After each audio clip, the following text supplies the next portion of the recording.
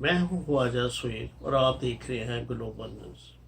ناظرین، آج جو پروگرام میں لے کے آیا ہوں وہ ملک کی پاک افواج کے بارے میں ہے۔ اس میں کون کون سے جرنیلوں نے کیا کیا کارنامے دکھائے، ان میں اچھے بھی ہیں اور برے بھی ہیں۔ میں آپ کو دونوں سے آگاہ کروں گا۔ سب سے پہلے آغاز کرتے ہیں جنرل یحییٰ خان سے۔ جنرل یحییٰ خان نے ملک میں مارشل لا لگایا اور اس کے بعد انہوں نے جو عیاشیاں کی، انہوں نے اپنی فوج اپنی سرحدوں پر توجہ دینے کے بجائے شباب اور شراب کی محفلیں سجائیں، اور جب وہ ہاؤس اریسٹ بھی ہوئے اپنے آخری وقت میں، اور وہ ہالوے اسٹریٹ میں ان کا گھر تھا، وہاں بھی وہ شراب اور شباب کے بغیر نہیں رہ سکتے تھے۔ ایون کہ مرنے کی رات تک بھی ان کے پاس اورجے اور شراب کی بوتلیں موجود تھیں۔ یہ تو نمبر 1 ہے۔ نمبر 2 پہ آتے ہیں انہی کے ایک اور جرنیل جنرل ایوب خان کے بارے میں۔ تو جنرل ایوب خان نے ملک میں ایک طویل مارشل لا لگایا، اور اس کے علاوہ انہوں نے جو بانی پاکستان اور ان کی بہن کے ساتھ جو سلوک کیا وہ بھی شاید آپ لوگوں کے علم میں نہیں ہے، لیکن اس کے چیدہ واقعات میں آپ کو بتا دیتا ہوں کہ جب وہ ان کے خلاف الیکشن میں کھڑی ہوئیں تو انہوں نے بڑی غلط اور غلیظ زبان بانی پاکستان کی بہن کے بارے میں استعمال کی۔ تو یہ آپ اندازہ لگا سکتے ہیں کہ جن کا اتنا بڑا احسان ہے اس ملک کو بنانے کے لیے، اس کے بارے میں انہوں نے کیا بکواس کی ہے وہ آپ کے سامنے۔ تو بات ہم کر رہے تھے صدر ایوب خان کے دور۔ تو جیسے کہ آپ جانتے ہیں وہ مارشل ایڈمنسٹریٹر بھی تھے اور صدر بھی تھے۔ تو جب محترمہ فاطمہ جناح نے الیکشن میں حصہ لیا تو انہوں نے خوب دھاندلی کی اور سوچی سمجھی اسکیم کے تحت اور طاقت کے بل بوتے پہ نہ ان کو الیکشن میں ہرایا، بلکہ رات کے وقت وہاں اپنے ایوان صدر میں ایک انہوں نے محفل ارینج کی ان کے بیٹے گوہر ایوب نے، اور وہاں شباب اور عورتوں نے خوب ڈانس وغیرہ کیا کہ محترمہ فاطمہ جناح کو ہم نے الیکشن میں شکست دی۔ تو اس کے بعد نمبر آتا ہے ضیاء الحق کا۔ تو اس کے بارے میں تو آپ جانتے ہیں کہ وہ اسلام فروش جرنیل تھا۔ وہ اسلام کا نام لیتا تھا، آیتیں پڑھتا تھا، 90 دن کے اندر اس نے الیکشن کروانے کا وعدہ کیا تھا۔ پاکستان ٹیلی ویژن کی سکرین پہ آپ نے اس نے آیت پڑھی اور اس میں وعدہ کیا اور کلمہ پڑھا کہ میں 90 دن کے لیے آیا ہوں، 90 دن میں الیکشن کو، لیکن وہ 13 سال ہمارے اوپر مسلط رہا۔ تو یہ تو ان لوگوں کی تحریک ہے۔ اس کے بعد جو اس نے نہ صرف ذوالفقار علی بھٹو کا شہید کیا بلکہ پوری قوم کو جو ہے اس نے اتنا بڑا نقصان پہنچایا کہ ہم آج تک اپنے پاؤں پہ کھڑے نہیں ہو سکتے، کیونکہ وہ آنکھوں پہ آنکھیں ڈالنے والا لیڈر تھا۔ وہ اپنے ملک کے لیے اپنی ملک کی بقا کی جنگ لڑ رہا تھا، لیکن اس نے چند بینیفٹس کے لیے اپنے پیسوں کے لیے یہ اقتدار پہ آیا اور وہاں پہ اس نے قبضہ کر لیا، اور پھر آپ کو پتہ ہی ہے کہ امریکن کے ساتھ اور دوسرے لوگوں کے ساتھ مل کے اس نے جس طرح پھر یہ نوکریاں لی اپنے بیٹے کے لیے، جاز الحق کے لیے، یہ تھے ان کے کارنامے۔ اور اس نے بھی ملک میں ایک طویل عرصہ مارشل لا لگائی رکھا۔ تو اس کا انجام آج ہم بھگت رہے ہیں۔ نہ تو ہمارا ملک کھڑا اپنے پاؤں پہ دوبارہ ہو سکتا ہے، اور بھٹو صاحب کے تو کارنامے آپ کو پتہ ہی ہے کہ انہوں نے اسلامک سمٹ کی، ورلڈ اسلامک بینک یہاں لانا چاہتے تھے، ان کے ساتھ تمام اسلامک ملک اس کا ساتھ دے رہے تھے، جو کہ ایک بڑی طاقت کو منظور نہیں تھا۔ تو اس کے ساتھ ضیاء الحق اپنا پارٹ ادا کر کے اور اس نے یہ ہمارے ملک کو پیچھے کی طرف دھکیلا۔ کچھ دن پہلے میں نے ایک جاز الحق کا پروگرام دیکھا جس میں وہ کہہ رہے تھا کہ میرا باپ تو بڑا ایماندار اور بڑا حاجی نمازی، یہ تو ہم مانتے ہیں کہ وہ اسلام کو خوب بیچتا رہا 13 سال۔ لوگ اچھی طرح جانتے کہ جب اس نے اقتدار پہ قبضہ کیا تو وہ یہ لوگوں کو کہہ کے آیا کلمہ پڑھ کے کہ میں 90 دن کے لیے آ رہا ہوں، اور پھر 13 سال وہ ہمارے اوپر مسلط رہا، اور جو ظلم اس 13 سال میں اس نے ڈھائے وہ لوگوں کے سامنے۔ اب اس کی ایک مثال میں آپ کو دیتا ہوں۔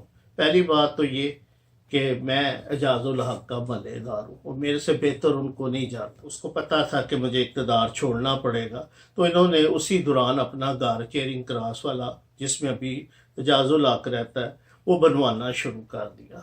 تو ایک دن میں وہاں سے اپنی گاڑی پہ گزر رہا تھا تو میں نے دیکھا کہ کنٹونمنٹ بورڈ اور پولیس کے بہت سارے ملازم آئے ہوئے ہیں اور وہ وہاں پہ کوئی شور شرابہ ہے. تو میں وہاں پہ کچھ دیر کے لیے کھڑا ہو گیا. تو وہ میں نے دیکھا کہ وہاں پہ نا، میں نے پوچھا کیا ہو رہا ہے. تو انہوں نے کہا جی کہ راتوں رات انہوں نے نا کنٹونمنٹ بورڈ کی بیک پہ جو ان کے گھر کے زمین ہے وہ ڈال لی اپنے گھر میں. وہ تقریباً 1 کنال بنتی تھی. تو میں نے کہا یہ تو اچھی بات ہے، یہ تو ملک کا صدر رہا ہے اور یہ وہ فلان، تو یہ کیا کام کار ہے. انہوں نے کہا یہی تو ہم ان سے پوچھ رہے ہیں، یہ ہمارے پاس عدالت کا جو ہے نوٹس بھی اور سارا کچھ، تو نہ تو یہ ہمیں ڈیمالش کرنے دے رہے ہیں اور نہ یہ ہمیں قبضہ واپس، اور آج تک وہ زمین انہی کے پاس ہے. تو یہ ایک مثال تو آنکھوں دیکھا حال میں نے اس کی ایمانداری کا آپ کو بتا دیا. باقی آپ خود بھی اپنی میموری کو ریکال کریں تو آپ کو بہت ساری مثالیں مل جائیں گی کہ وہ حادثہ کیسے رونما ہوا، اس نے وہ عاموں کی رشوت کیسے لی. یہ وہاں بہاولپور ٹینکوں کی جو انسپیکشن تھی اس میں اتنے جرنیل اور امریکن لے کے گیا کیونکہ اس میں ان سب کی کمیشن تھی. تو جو لوگ سچی باتیں ہیں یہ لوگ آپ سے چھپاتے ہیں. تو یہ تھی وہ اصل کہانی جس کی وجہ سے یہ وہاں گئے. اس کے بعد باری آتی ہے جی پرویز مشرف کی.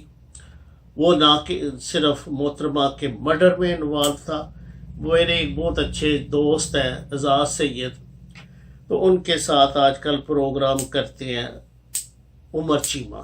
تو وہ اس دن تھوڑے دن پہلے ایک پروگرام میں کہہ رہے تھے کہ پرویز مشرف جو ہیں وہ محترمہ کے مرڈر میں انوالو نہیں ہے. تو ہے تو وہ بھی دوست ہے میرے، ظاہر ہے جرنلسٹ بھی ہیں اور بڑے قابل جرنلسٹ ہیں. ان کی سٹوری کبھی جو ہے وہ ڈنائی نہیں ہوئی، لیکن ان کی انفارمیشن کے لیے کہ میرے پاس کنکریٹ سالڈ پروف موجود ہیں. میں نے ایوان صدر میں 5-4 سال کام کیا ہے، تو میں نے ایک چیز اچھی طرح، ظاہر ہے کہ ایک جس طرح کہ ایک تحقیق کرنی چاہیے، تو جب میں نے کی تو میرے علم میں آیا کہ یہاں ایک پورا سیل بنا ہوا تھا جس طرح جب یہ محترمہ کی شہادت ہوئی ہے. تو میرے پاس کنفرم یہ چیزیں ہیں جو کہ کسی موقع پہ میں ضرور آپ کی روح گزار کروں گا. لیکن پلیز اپنی، ٹھیک ہے آپ دوست ہیں سب کچھ ہے، لیکن میں آپ کی کریکشن کے لیے کہنا چاہتا ہوں کہ جس چیز کے بارے میں آپ کے پاس سالڈ پروف نہ ہو وہ پلیز آن ایئر نہ کیا کریں. تو یہ میری آپ سے درخواست ہے. تو باقی یہ ہے کہ ہمارے رابطے ہیں، اگر آپ کہیں گے تو میں فون پہ پوری تو نہیں لیکن کچھ نہ کچھ سٹوری آپ کو بتا دوں گا. تو اس کے بعد ہم آتے ہیں اشفاق پرویز کیانی کے بارے میں بات کر لیتے ہیں تھوڑی سی، کہ وہ اچھے رہے ہیں، ایک اچھے سپاہ سالار رہے ہیں، لیکن یہ ہے کہ ان کے بھی بھائی نے کرپشن کے کافی ریکارڈ توڑے. تو ظاہر ہے کہ اگر شیر باد نہ ہو یا اگر آپ چاہتے تو اس کو روک سکتے تھے، جو آپ نے نہیں روکا. تو یہ تو میں ان لوگوں کی بات کر رہا ہوں جو ہمارے ملک میں طویل عرصہ مارشل لا لگاتے رہے اور پھر ہمارے ملک کو ایسا نقصان پہنچایا جو کہ آج تک ہم بھگت رہے ہیں. یہ پھر اس کے بعد ایک اور جناب جنرل قمر جاوید باجوہ صاحب تشریف لے آئے اور انہوں نے خود ہی کہا کہ ہم تو پی ٹی آئی کے پول سپورٹر تھے، سیاہ سفید وہ کرتا رہا عمران خان، اور یہ اس کی جو ہے اپنا ہاں میں ہاں ملاتے رہے. اور بعد میں ان کو جب اپنے ذاتی کلیش پڑے تو یہ ایک دوسرے کے خون کے پیاسے ہو گئے. تو ان کے ساتھ ایک اور مصروف تھے DGI جنرل فیض.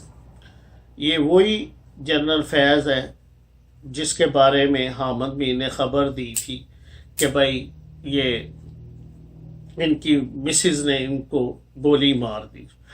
تو وہ جا کے ان کی ٹانگ میں گھسی اور پتہ نہیں کہاں گھسی، اور اس کے بعد یہ CMH راولپنڈی میں ایڈمٹ بھی رہے. اور جس خاتون کے ساتھ یہ اس وقت بوسوں کے نام میں مصروف تھے. ان کا نام ہے تو وہ ہماری برادری کی ہیں، وہ صحافی ہیں، جرنلسٹ ہیں. ان کا نام ہے عروسہ عالم. ایک وہ گلوکار ہے فخر عالم، ان کی یہ مدر ہے. تو یہ آگے سے بیٹی کن کی ہے؟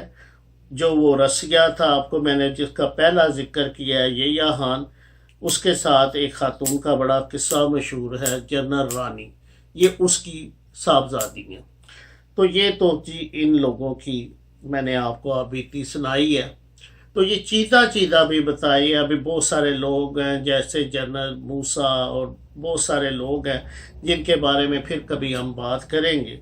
تو اب بات کرتے ہیں کہ ہماری آرمی میں جہاں پہ ایسے لوگوں کے بھی تعداد ہے، ان میں بڑے بڑے اچھے جرنیل جن کو واقعی سلوٹ کرنے کو دل کرتا ہے، ان میں سب سے پہلا نام آتا ہے جنرل وحید کاکڑ، جن کو محترمہ بے نظیر بھٹو نے آفر کی کہ میں آپ کو اسٹینشن دیتی ہوں، تو انہوں نے انکار کیا. بڑا گریسفل پیریڈ اپنا انہوں نے گزارا، اور اس کے بعد وہ اپنی جب ان کی باری تھی ریٹائرمنٹ کی، آرام سے گھر چلے گئے. ایسے بھی جرنیل ہماری پاکستان آرمی میں ہیں. تو اس کے بعد آصف نواز جو جنرل وحید کاکڑ سے پہلے تھے تو وہ آگے. جنرل آصف نواز جنجوعہ کا وہ دور جو ہے وہ بھی ایک سنہری دور تھا، بڑا اچھا دور تھا. انہوں نے بالکل سیاست میں کوئی اپنا کردار ادا نہیں کیا، اور بڑے اچھے طریقے سے انہوں نے بھی اپنا چیف آف آرمی اسٹاف کا دور گزارا. اس کے بعد آتے ہیں جی جہانگیر کرامت. تو جہانگیر کرامت بھی ایک اچھے جرنیل تھے.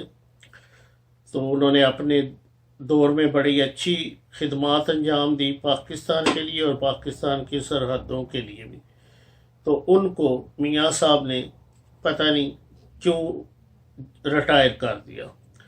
تو اس کے بعد اشفاق پرویز کیانی کا بھی آیا. وہ اچھے سولجر تھے، اچھے ڈیسیژن میکر تھے. ان کا بھی سیاست میں کوئی عمل دخل نہیں تھا، حالانکہ وہ چاہتے تو بڑا ایزیلی مارشل لا لگا سکتے تھے، لیکن انہوں نے مارشل لا کی نسبت جمہوریت کو پروموٹ کیا اور اس کا ساتھ دیا.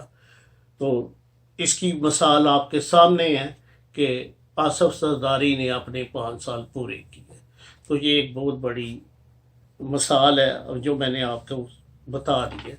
تو یہ تھے سارے جرنیلوں کے اچھے اور برے کارنامے. اب ہم آتے ہیں آگے ہمارے موجودہ سپاہ سالار جنرل عاصم منیر کی طرف. تو یہ بہت ہی کم چانس ہوتے ہیں کہ آرمی میں اچھے لوگ جو ہیں وہ اس پوسٹ تک پہنچے.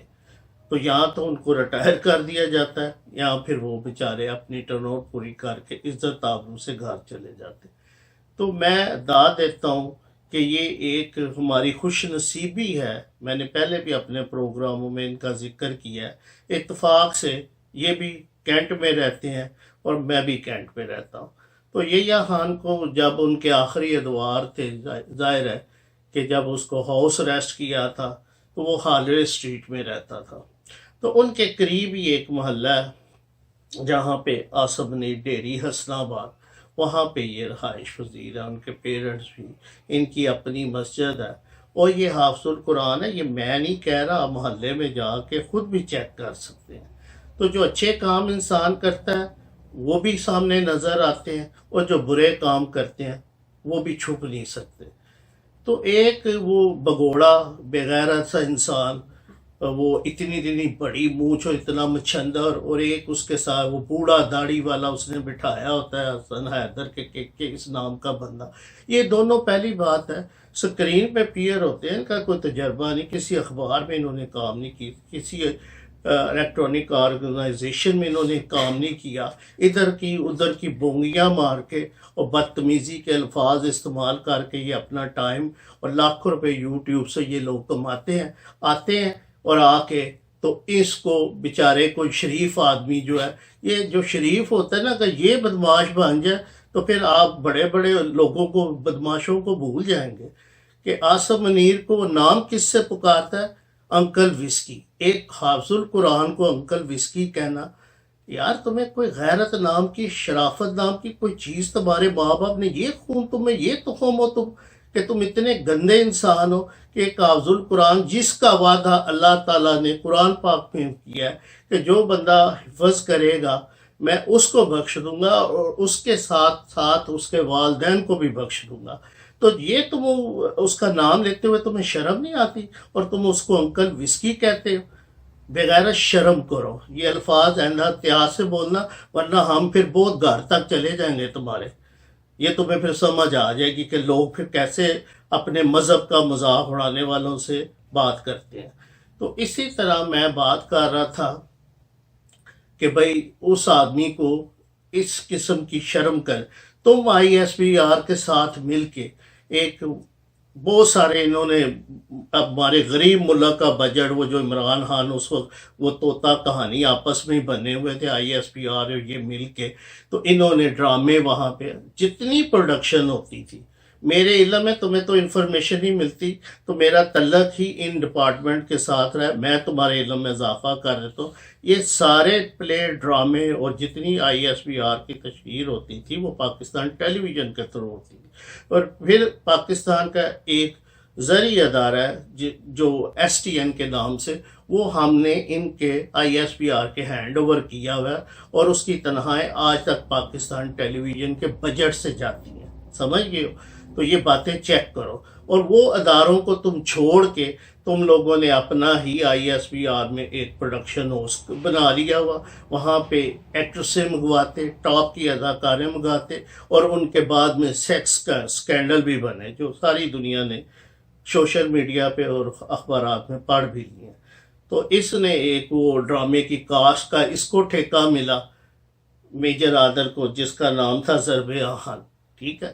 تو میرا مطلب ہے کہ وہ بیچاری ایکٹریسیں، ہماری ملک کی بچیاں تمہاری وجہ سے بدنام ہوئی، ان آصف غفور جیسے لوگوں کی وجہ سے بدنام ہوئی، تو یہ فوج کا کام ہے ڈرامے بنانا؟ آپ لوگوں کا کام ہے ملک کے لیے دیکھیں، ملک کے لیے سوچیں، اپنی سرحدوں کی حفاظت کریں، یہ کن چکروں میں آپ پڑے رہے ہیں؟ اور اگر پڑے رہے ہیں تو آج جو پھر حالت ہے ملک کی، تو پھر اس کا قصوروار آپ لوگ ہیں۔ تو جہاں تک وسکیوں کی ذکر کرتے ہو تو پرویز مشرف کے بارے میں چیک کرو کہ وان صدر میں اس نے 3 بار بنوا لیے ہوتے، وہ تمہیں نظر نہیں آتے؟ اتنے بہادر ہو تو ان کا ذکر کرو، کوئی ہے تمہارے پاس سورس تو وان صدر سے چیک کرو کہ وہ باہر ہیں تھے کہ نہیں تھے، اور پھر اس میں رات کو وہ جو کاکٹیل بنا کے کئی طرح کی وسکیاں 5 بجے کے بعد وہ اپنا دفتری کام چھوڑ کے اور اس کام میں پڑ جاتا تھا، اور کئی طرح کی وسکیاں وہ کاکٹیل بنا کے اور رات کو وہ پھر اس کو اٹھا کے تو یہ لوگ گاڑی میں رکھتے تھے اور وہ گھر آرمی ہاؤس جاتا تھا۔ تو یہ تو حال ہے۔ پھر ایک وہ آپ کو جنرل عثمانی جس نے وہ جہاز والا سارا وہ جو کراچی والا واقعہ تھا اس نے ساری اس کی ہیلپ کی، یہ تو موسم کش آدمی تھا، تو اس نے کیا کیا، سب سے پہلے اسی کو ہاؤس اریسٹ کیا، اور کس وجہ سے کیا؟ میجر عادل کبھی ایسے ذکر بھی بتا دیا کرو کہ اس لیے کیا کہ وہاں پہ کسی جنرل کی بیٹی کی شادی تھی، ٹھیک ہے؟ تو وہاں پہ یہ گیا، اس نے سر پہ بار گلاس رکھ کے شراب کا وسکی کا ڈانس کیا، تو اس نے آ کے کہا سر آپ نے، وہ کور کمانڈر کراچی تھے جنرل عثمان، یہ جو ہے اچھی بات نہیں ہے، یہ کہیں باہر نہ نکل جائے۔ تو اس نے کہا اچھا تم نے مجھے ٹوکا، مجھے روکا اس بات سے، تو تمہارا تو وہ میں ہوشیار کروں گا کہ یاد کرو، تو مرتے دم تک وہ ہاؤس اریسٹ رہا۔ تو یہ باتیں یاد کرو۔ تو ایسی بہت بڑی لسٹ ہے میرے پاس وسکیوں کی جن کا تم میں تو جرت نہیں ہے ذکر کرو، لیکن میں تمہارے انفارمیشن کے لیے تمہیں بتا دوں گا، اگر تمہیں نام چاہیے تو مجھ سے کانٹیکٹ کر لینا، میں آپ کے علم میں اضافہ کر دوں گا۔ جاؤ، تمہیں یہ زیب نہیں دیتا، نہ تو تمہارا چہرہ اور نہ تمہارا جسم ایسا ہے کہ تم سکرین پہ پیئر ہو، تم لوگوں کو نہ ٹریننگ ہوتی ہے، نہ بات کی ہوتی ہے، نہ تمہاری اردو سی السلام علیکم سلوٹ مارتے ہو آ کے سکرین پہ۔ یہ آرمی کی بارک نہیں ہے، یہ سکرین ہے، سکرین کی اپنی ریکوائرمنٹ ہوتی ہیں، بیسک ہوتی ہیں، تمہیں پہلے سیکھنی چاہیے اور پھر چینل بنانا چاہیے تھا۔ تو منہ اٹھا کے آ جاتے ہو، ایسے لگتا ہے جیسے بھینسوں والا آ کے تو ادھر بیٹھ گیا سیٹ پہ۔ تو خدا کے لیے اگر بیٹھ ہی گئے ہو، آپ کو ایک پلیٹ فارم مل ہی گیا مفت میں، تو اس کا استعمال کرنا سیکھو. لوگوں کو اسلام کی تشہیر کو، اسلام کا مذاق نہ بناؤ، اپنے ملک کا مذاق نہ بناؤ. عورتوں کا کام کرنا چپ کر کے کرتے رہو، لیکن یہ کہ اپنے ملک کی بقا اور اسلام کے بارے میں اگر ایک لفظ بھی بولے گا تو ہم جیسے لوگ تمہیں 10 لفظ کہنے کے لیے بیٹھے ہوئے ہیں. اجازت آتا ہوں. خدا حافظ.